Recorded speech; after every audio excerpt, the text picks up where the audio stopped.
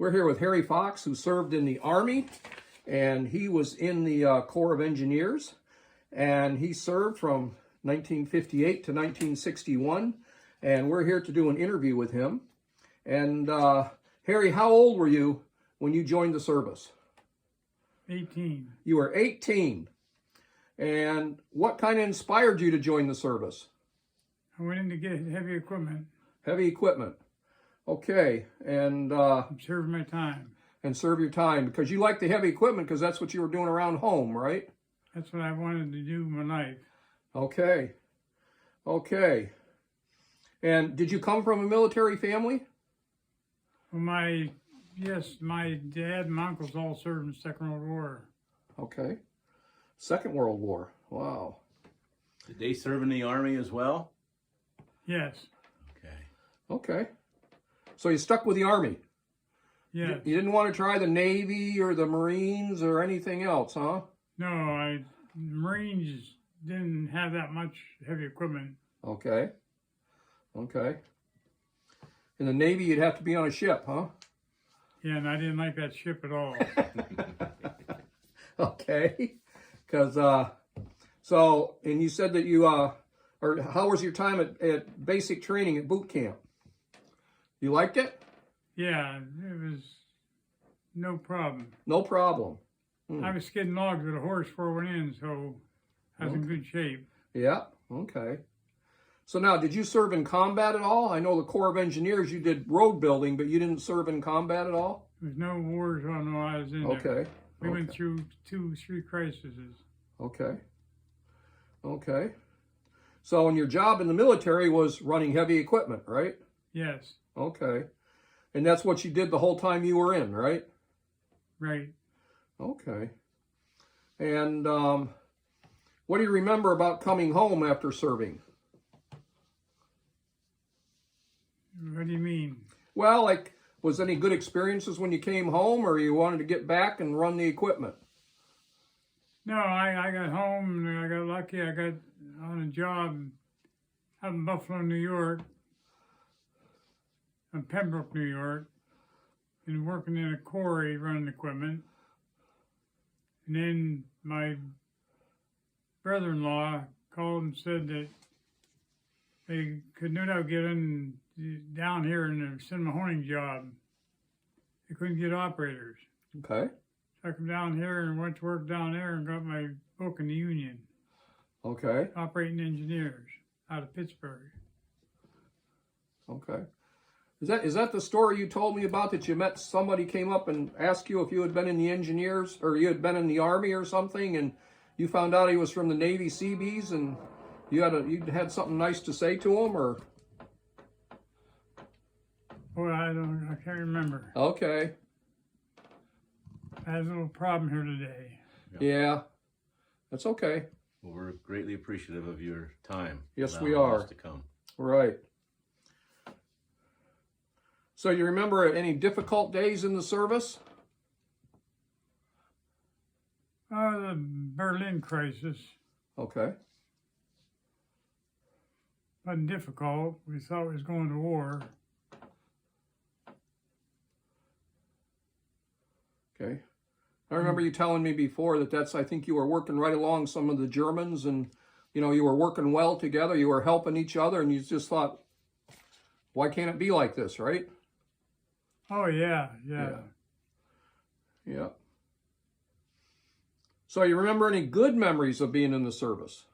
They were all good memories. All good memories. I like that. What made them good? Camaraderie and all that stuff right there. Okay. Okay. So here's a question I love to ask: would you encourage young people today to go in the military? Yes. Okay. And they've, to a degree there, they've slacked up too much. When I went in, we had the old basic training. Yep. And I saw guys get in shape that weren't in shape. Okay.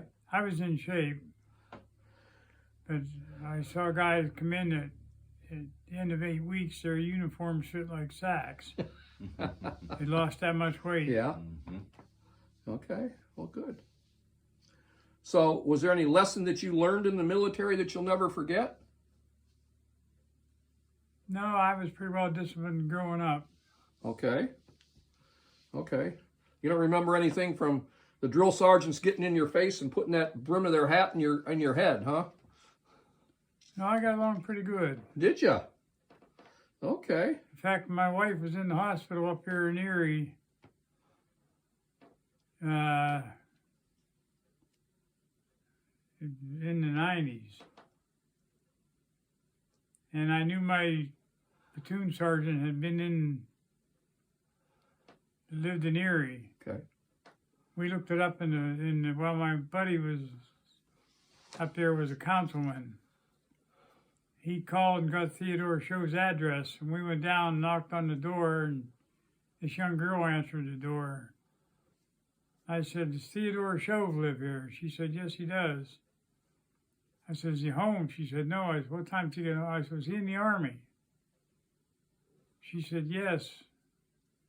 I said, "Okay." I said, "What time did he get home?" And she said, "About 20 after 4. I went down about 4:45, knocked on the door, and Sergeant Shove answered the door. I had a picture of the platoon in basic. I showed it to him. He said, "I remember you, Fox." I don't know if it was good or bad. So we went down to VFW and had a couple drinks. Oh, good. Good. I saw him a couple times after that. It was good to reconnect with him, wasn't it? Oh yeah, him and I got along good in basic. Well, that's great. That's great. So what do you think civilians can learn from our veterans today? Well, the one thing, they've lightened up too much on the training and stuff. Right. And that wasn't good. But I think we ought to have the drafts. And it's, what is it, Finland or one of them countries over there, everybody serves. That's Israel. Israel, everybody serves Well, for 2 years. So does Finland or one of them other countries. They may. Okay. They did clear back before the Second World War. The Okay. reason Hitler didn't invade them. He said we could invade them, and we could take them, but it wouldn't be worth the cost. Okay. Okay. I think everybody ought to serve. It's good. And go back to the old training. They've lightened up too much on the training. Okay. Okay. So, does that kind of explain the changes you've seen in the military? They've lightened up too much? They've lightened up too much. Okay. So, let me ask you, if you could do it all over again, would you do it all over again? Oh, yes. No questions asked. No questions asked. And would that be just to serve your country? To keep it free? Oh, by all means, that too. But I think everybody ought to serve. Okay. I don't disagree with you. I don't disagree. Okay, Harry, is there anything else you wanted to say? No, I guess that covers it pretty good. Okay, here. Well, I want to thank you for doing this interview with us, okay? Yes, sir. Okay.